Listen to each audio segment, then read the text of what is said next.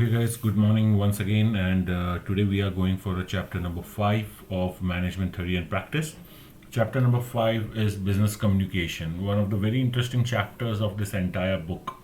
This is a very short chapter, so we are expecting it to complete in next 20 to 25 minutes. Let's start with that. So, the chapter number 5, Business Communication, starting with an introduction. Well, business communication is a process of sharing information between two or more individuals to reach a common understanding. Expressions of thoughts, ideas, feelings, views, beliefs, using word, action, and expressions. Communication is a crucial factor to develop professional relationship and business relationship. Communication is important with customers, investors, government, media, stakeholders, employees. Any mistake may come as a big loss to the company. So that's what the introduction says.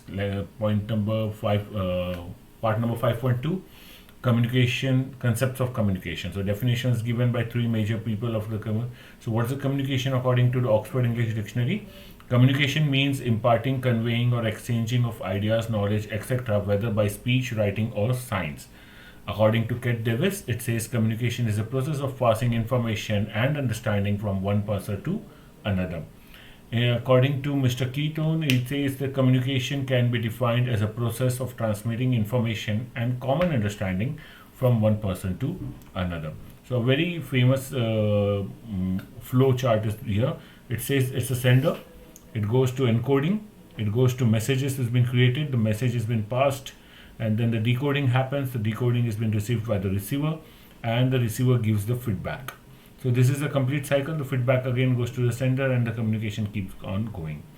The word communication came from the Latin word that means communis, which means common. Sender, a person who sends an intent message. Source of information, sender should keep in mind the background of the audience. Encoding, converting the thoughts of sender in framework and symbols and words for sake of transmitting the message. Message, a collection of symbol or words for a passes the information of sender to the receiver. Decoding, process of understanding the meaning of the message by the receiver. Receiver, a person, audience, or destination who decodes the message. Feedback, response of a receiver to the message sent by the sender. So that's the concept of communication. Let's go to meaning of business communication now. Now that was a general communication, this is a business communication. According to Ricks and Goff, business communication is a system that affects changes within total organization. According to WH Meaning, they say the exchange of ideas, news, and views in a connection with business among the related parties is called business communication. According to Professor J. Hayes, it says the communication occurred between two or more businessmen for organizing and administrating business efficiently is called business communication. According to Berner, business communication is the expression, channeling, receiving, and interchanging of ideas in the commerce and industry. So business communication can be broadly classified into two types of communication: internal business communication, external business communication. Internal business communication can be formal and informal. External business communication have its own part of given. So let's see internal business communication. Take place within an organization, अंदर होता है, to realize common goal, same goal because organizations have a common goal. Can be formal, can be informal. There are various models of business communication like email, memos, reports, circular, fax, face-to-face, meet, video meets, etc.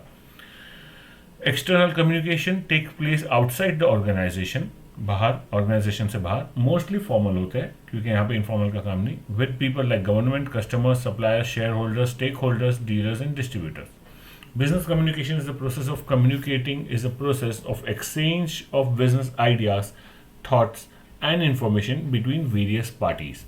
Business communication is to organize and administer business activity. So this is how the business communication happens. The sender or the business person, employees, customers, supplier, government, etc. Any of this can be a sender.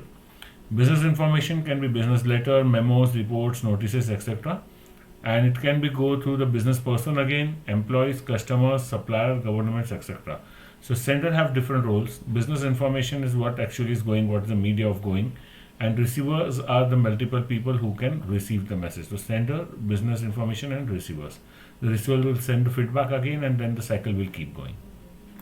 5.2.2, that is need and significance of business communication. Communication is most important process in business organization. It is very necessary in business organization should reach the right person at the right time and in a right manner. Need and significance of business communication is divided into three subparts, that is saying conveying an expectations to the employees, ensuring friendly work environment, managing change, and mitigating risks. So this is the same thing that's written here. So let's see a bit in detail. Conveying expectation to employees, need and significance of information, business communication कर रहे हैं. It is a responsibility of management to convey employees that what is expected from them and what they are supposed to do. These expectations can be goal, strategy, deadlines. If the communication of expectation to the employee is not proper, then it may create a chaos in the organization. Ensuring a friendly work environment. If there is effective communication, the employees will feel better and secured. They can share their concerns with the management and find the solutions. Management can respond to such queries and suggestions quickly, so they can work better towards the organization. Managing change and mitigating risk. Effective communication manages change very nicely. Resistance to change is normal. Managers can use effective productive communication to overcome the fear of change. Effective communication is also helps to deal with the risk of conflict and wastage of time. Let's go to a 5.3, that's types of business communication. So business communication is basically divided into three major categories based on target audience, based on purpose of communication, based on communication channel used. So based on target audience, that is this part. Based on target audience, it's internal communication and external communication. So internal communication is further divided into upward communication, downward communication, horizontal communication, diagonal communication. What is this? We'll understand here. Based on purpose of communication, there are two major parts, that is formal and informal. Based on communication channels used, we have verbal communication, which can be further divided into interpersonal communication and public speaking, non-verbal communication, written communication, and visual communication. So basically three types of communication, which is further divided here. Based on target audience, internal communication that happens inside organization. Upward communication, communication from lower level to upper level, यानी कि team member to team player, okay, or the team manager. Downward communication, communication from upper level to lower level, team manager to team player, okay. Horizontal communication, communication between team player at the same level. Diagonal communication, communication between different levels of employees of different department. External communication that happens outside organization. So internal के अंदर upward, downward, horizontal, diagonal, and external is anything that happens outside organization. Based on the purpose of communication, formal communication. Purpose of communication is formal communication. Just a minute.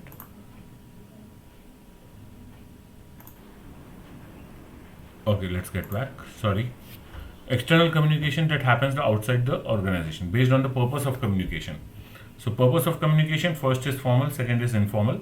Formal communication is official style, professional settings, certain rules to be followed while formal communication, straightforward approach, line of authority, slang is not allowed. No, this is how the formal communication actually is. So based on purpose of communication is formal and informal. Formal communication is official style, professional setting, certain rules to be followed while formal communication, straightforward approach, line of authority to be followed, slang is not allowed. Informal communication, free from it's a free form of communication, informal communication. There are no rules or regulations to be followed, and use of better understanding the employees' grievances. It's a very good source of understanding employee and managers communication. So if employee have any problem, that they can talk freely in an informal way, and it's a good source.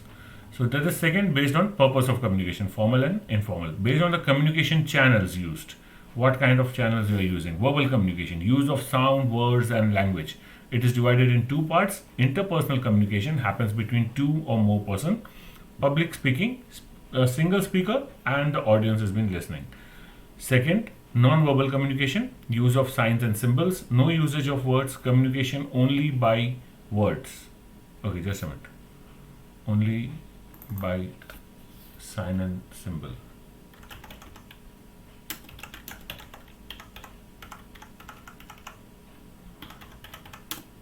Okay, so in non-verbal communication there is no usage of words, communication is only by sign and symbols. Written communication. Communication is recorded in a recorded formation, written by hand or by digital format. No immediate source of communication, no immediate response of communication. So written communication is communication that is in recorded formation. It's written by hand or digital. No immediate response of communication. Visual communication. Communication by visual display. Photo, signs, symbols, posters, anything that has been visually been displayed. No immediate response of the communication. Most effective communication as it attracts the immediate action. Okay, let's go to 5.4 tools of communication, business communication. As also said as communication tool, communication method, communication medium. So what are tools of communication? Same as communication tools, communication method or a communication medium. So what are the tools? Face-to-face communication, telephonic communication, email communication, social media and web conferencing. Now in today's world we are already doing using all this and we know all this. So let's go in fast way. Face-to-face communication. This is most common, used for establishing personal relationship, depends upon the various factors like tone, pitch, face expressions, body language, volume level, etc.